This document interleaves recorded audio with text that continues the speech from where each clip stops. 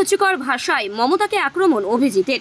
হলদিয়ার চৈতন্যপুরে একটি জনসভায় বক্তব্য রাখতে গিয়ে তমলুকের বিজেপি প্রার্থী অভিজিৎ গাঙ্গুলি বলেন, 2000 টাকায় রেখা পাত্রকে কেনা হয়েছিল।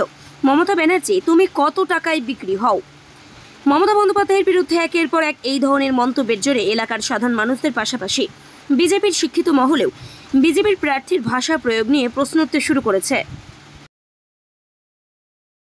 সন্দেশখালীতে চলে এলাম হঠাৎ করে, কারণ এই কথাটা মনে পড়ে গেল, এটা বলা দরকার যে কিছু ফেক ভিডিও তৈরি করেছে তৃণমূল কংগ্রেস, সেইগুলো ছড়াচ্ছে এটা দেখানোর জন্যে যে সন্দেশখালীতে কিছু হয়নি।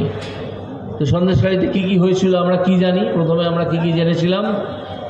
প্রথম হচ্ছে জমিতে আল কেটে দিয়ে নোনা জল ঢুকিয়ে সেটাকে ভেড়ি তৈরি করে সেই জমির মালিককে বাধ্য করা হতো যে এই জমিটা তুমি আমাকে লিখে দাও, তার বিনিময়ে বা লিজ দাও, তার বিনিময়ে তোমায় বছরে 10,000 বা 20,000 টাকা দেবো। এই ঘটনা একের পর এক ঘটেছে। তারপরে এলো মহিলাদের শ্লীলতাহানি এবং পিঠে খাওয়ার কথা। এটা আপনারা নিশ্চয়ই জানেন যে পিঠে কিভাবে তৈরি করার জন্যে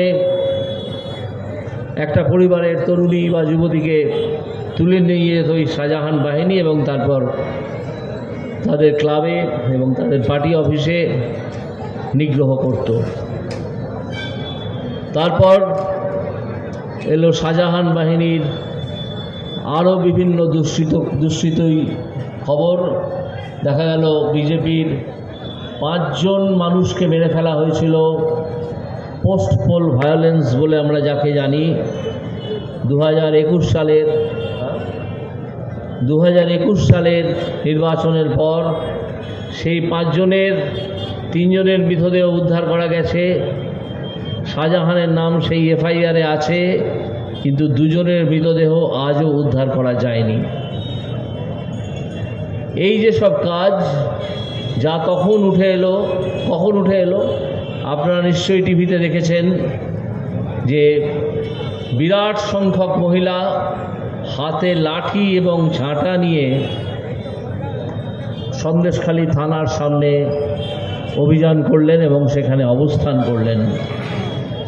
আজকে তৃণমূল বলছে যে সব মিথ্যা।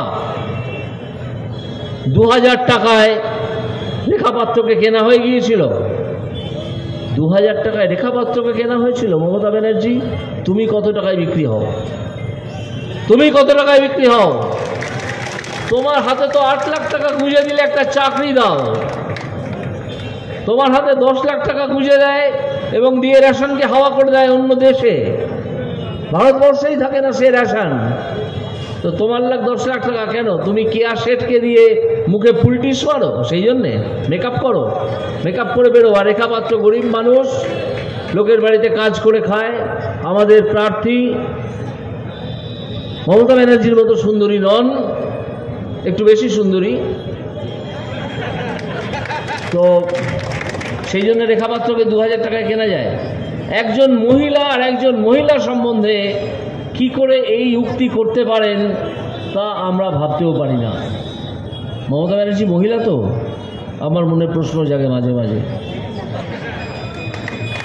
তো এই মমতা ব্যানার্জির দল এখন ফেক ভিডিও ছেড়েছে, কিন্তু তারা কি বলতে পারবেন যে এই যে হাজার হাজার মহিলার থানায় যে অভিযান,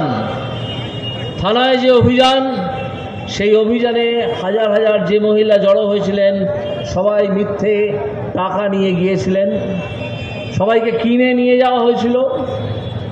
এটা কি একটা গণরোষ ছিল না? এটা গণরোষ ছিল